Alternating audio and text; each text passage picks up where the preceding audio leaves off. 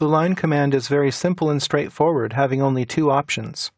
However, to make the best use of lines, you will also need to know how to use several drawing aids, such as ortho, polar tracking, the relative polar coordinate system, and dynamic input.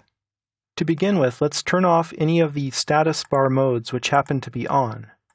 Make sure all the icons are grayed out, so you can draw some freehand lines.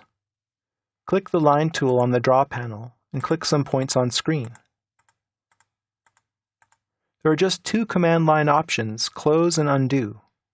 Undo simply takes you back a step, and Close connects the last point that you clicked with the first point, and it also terminates the line command.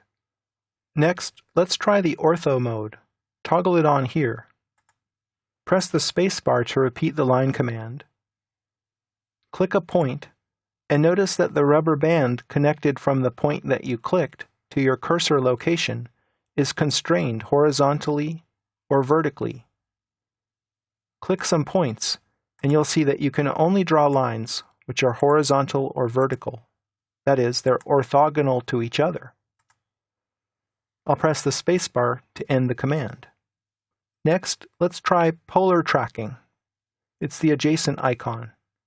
When I click this on, notice that ortho mode is automatically turned off. That's because these are mutually exclusive.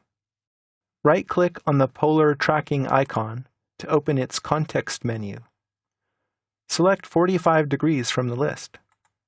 Press the spacebar to repeat the line command, and click a point. Notice that now we have a dashed green line representing the direction that we're drawing in. We also have a tooltip which gives us information in the relative polar coordinate system. That is, it's a distance and an angle from the point that I initially clicked. As you move the mouse, these numbers will change. As I go up here, I get a dashed green line at a 45-degree angle. In fact, I get dashed green lines every 45 degrees. The tooltip can also help you get familiarized with the angular system of measurement.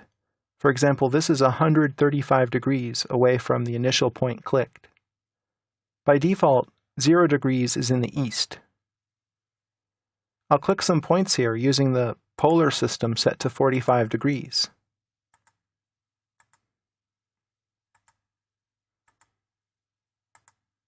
I'll press the spacebar to end the command, and then I'll drag the mouse wheel to pan over. Next, let's type some relative polar coordinates using the keyboard. I'll press the spacebar to repeat the line command, and turn off polar tracking. I'll click an initial point, and then I'll use the keyboard to specify the length of the line and the angle from the initial point clicked.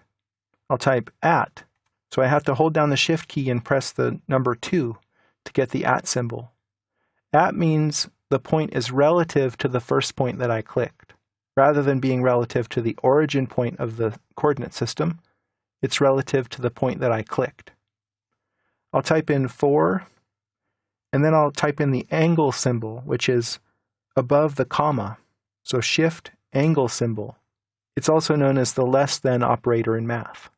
So at 4 angle 0, enter. So I've succeeded in drawing a line that's 4 units in length at an angle of 0 degrees from the initial point clicked. Let's try that again.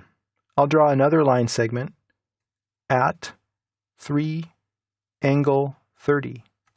So that's a point that will be relative to the last point clicked. It'll be 3 units long at an angle of 30 degrees. I'll press enter, and you can see the result. Let's try that one more time. At 5 angle minus 45.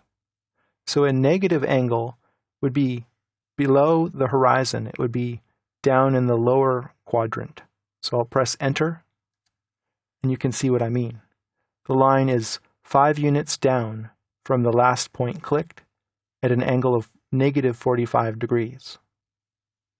Press enter to end the command. There's one other mode I'd like to show you now, which is dynamic input. This simplifies entering polar coordinates, and it gives you visual feedback on screen. I'll drag the mouse wheel over so I have a little more room here, and I'll draw another line. I'll click the first point here, and we see on screen two key pieces of information, the distance and the angle. So I can type in a distance, let's say it's 7, and then I'd like to specify the angle. So to get over there, you use the Tab key. Press Tab, and it then highlights the other parameter, which is the angle. I'll type in 45 and press Enter. So with dynamic input, there is no need to use the @ symbol because it's assumed that the dimensions that you're entering are relative to the last point clicked. Let's try this again. I'll move the mouse over here and I'll type in 8 tab 30. Now 30 on the keyboard would mean an angle above the horizon, but in dynamic input, you're indicating the direction you want to go in by the position of the cursor. So I'll press Enter, and you'll see that this line went down. You can enter negative values in dynamic input, but it's not necessary because you can move the cursor in the direction you want to go. Let's try this one more time. I'll move down here and I'll say 4 tab 90, Enter. So I get a line going down at a 90-degree angle at that specified distance. Dynamic input also has options which you can open up by pressing the down arrow. Notice the tooltip says Specify Next Point or Down Arrow. So I'll press that on the keyboard, and then I can see the two options, Close and Undo. I'll click Close. So now you have learned not only how to draw lines, but to use a variety of drawing aids to draw them in the directions and lengths desired.